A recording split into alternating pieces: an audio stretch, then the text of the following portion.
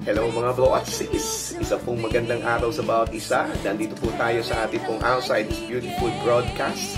At ito po ay para po sa lahat po ng mga Kristiyano na naguguluhan ka na ngayon, na nag-depress ka na ngayon. Ano po, huwag ka muna malungkot, huwag ka ma-disappoint kasi may pag-asa po ang ating bansang Pilipinas. Kung mahal mo ang Pilipinas, handa ka na ba lumabas? Hindi para mag-rally, kundi ang pag-ibig ng Diyos ay ating pong ipamalas at iparanas sa bawat isa. Especially kung Kristiyano ka, pwede ka dito. Marami po tayong pwede pag-usapan. Pwede ka magtanong, pwede ka mag-comment.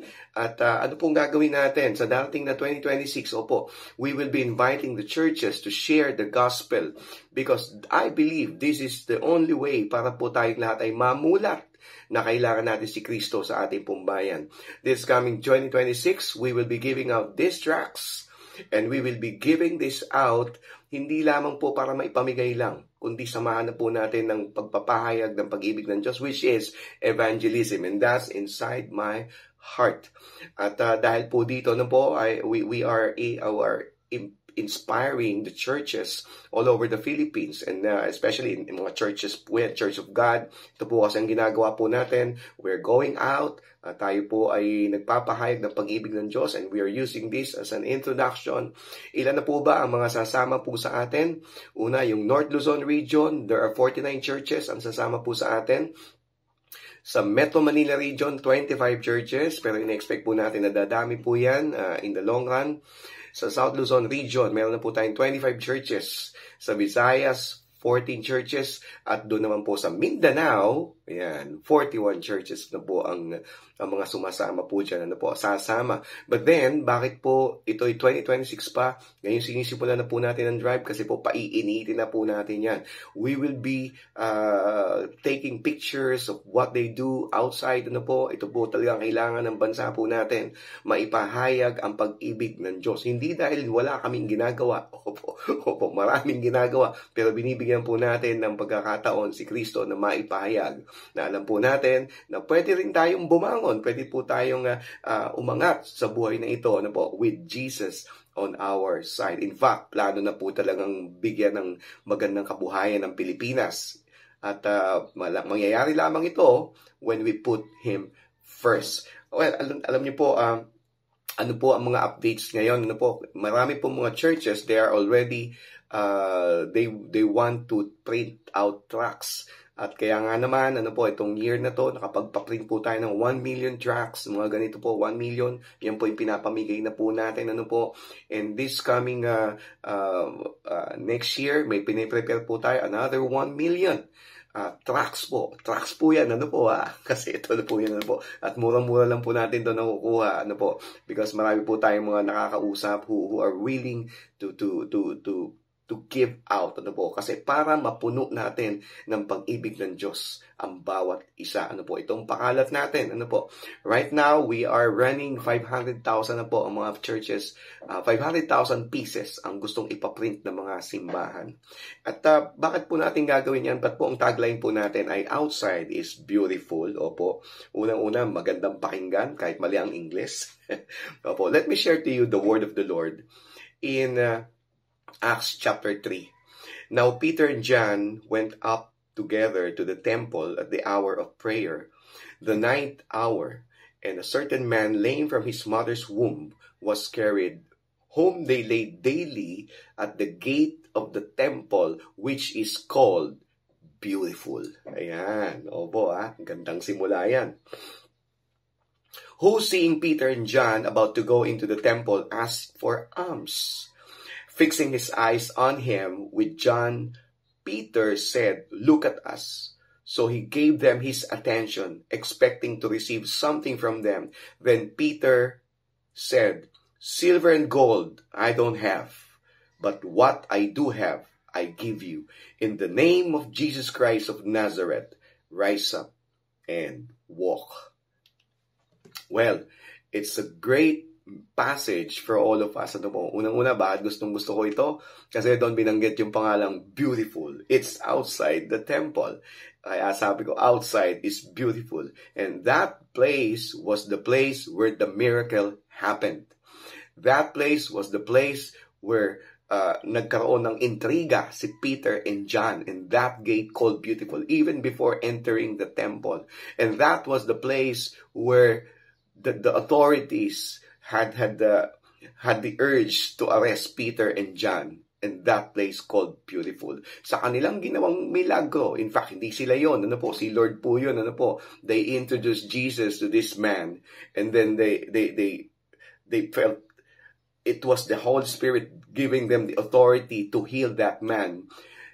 Dun pa po talaga nag-init ang ulo, di ba? Ang mga taong bayan, at sila po ay inaresto. And from then on, we know the story. At kung babasahin po natin, they cannot deny the fact that there was a miracle that had happened. Sa ating pong buhay, mga kapatid, we know that we cannot deny the fact that we need Jesus in our life.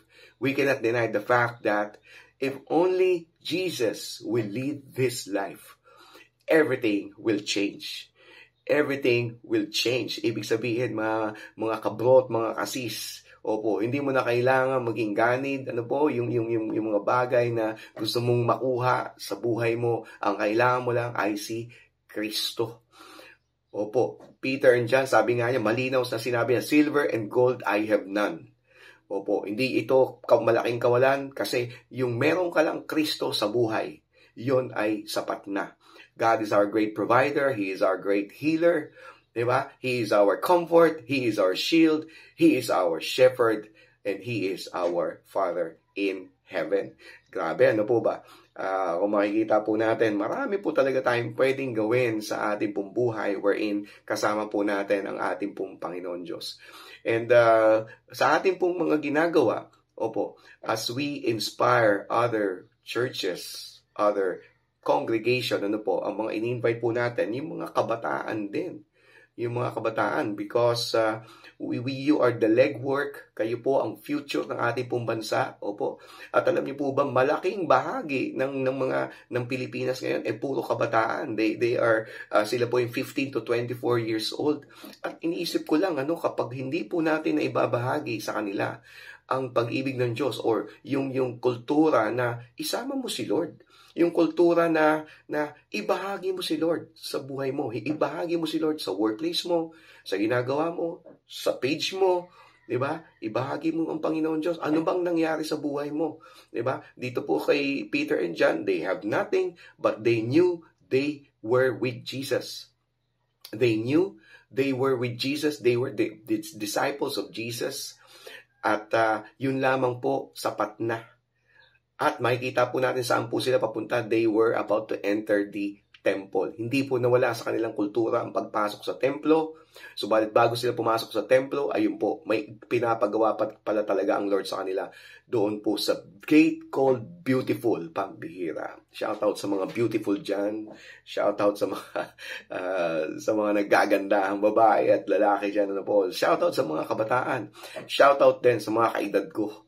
Opo, hindi pa huli ang lahat. Opo, we can always work together, share the word together, fellowship with one another, strive hard. Opo, tulungan po natin ang ating pong komunidad. Tulungan po natin ang mga ating pong kapitbahay, our neighbors, the people whom we meet. Kung anong meron tayo, let's share it. Ako po, I can share to you the love of Jesus Christ. Ito rin po nangyari sa akin, kung paano ang buhay na talagang wala na, wasak na, inayos pa ng ating Panginoon Diyos. And because of that, I am inviting everyone to share this message of hope to those people who are in need, who are maybe nakakalimutan na po nila na kailangan nila si Lord, kailangan nila si Kristo. And then this coming June 2026, this 2026, tayo po ay lalabas and we will be sharing the gospel. Kaya bakit po ginagawa natin ito as early as now, and part of 2025, kasi para painitin na po natin ang kultura ng pagbabahagi ng pag-ibig ng Diyos sa labas. Just like what Peter did. When he was outside, he was sharing the gospel, he was sharing the love of Christ. Siguro yung kanila pong mga pinag-uusapan doon, it's all about how Jesus changed their lives. At yung mga kanilang pag-usap na yun, nakita nila, they can manifest the power of Christ. And when they saw that the beggar, that person who was lame from birth, isipin nyo, mga bossing ha, hindi po ito na aksidente, kaya siya nalumpo, hindi po ito yung kailan lang siya nalumpo, he was lumpo from birth. And no one can deny that it was Jesus who did the miracle.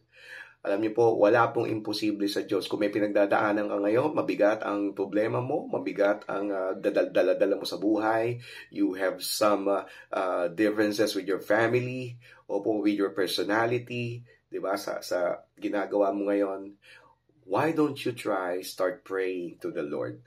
And why don't you start going to church? Maybe you are the one sitting at the gate called beautiful. I want to remind you, do not be disappointed. You are the one beautiful in the sight of God.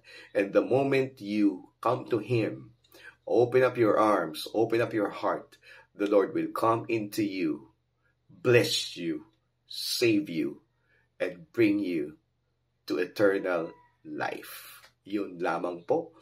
So, this coming 2026, may gagawin po tayo. Opo, marami na po mga nai-invite po tayo. After the video, may mga ipapalabas po tayo mga invitation from other parts of the Philippines. And I hope you can watch the episode every week. Opo, at kung meron po kayong mga tanong, ayan, kita niyo may t-shirt ko po. Ayan, Amen Shoot. Ayan, marami ko yung tanong dyan.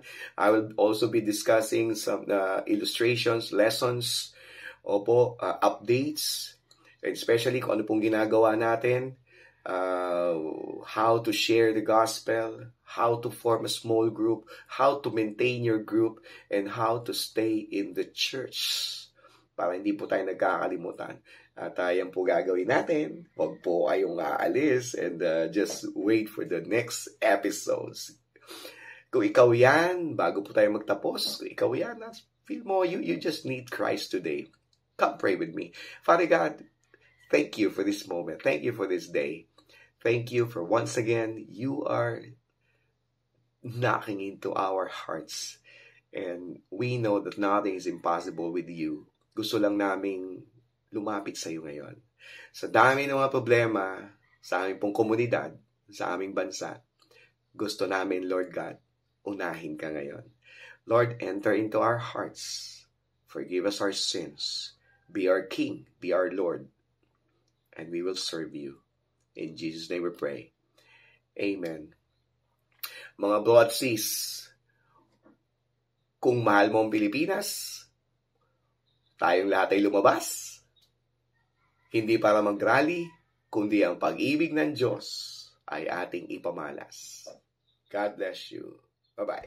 How beautiful are those feet who bring forth the news of peace, declaring the life He gave, shouting our God He reigns. Come on, we declare, how beautiful are those feet who bring forth the news of peace, declaring the life He gave, shouting our God He reigns. I'll never pretend of your love, your glory from up above.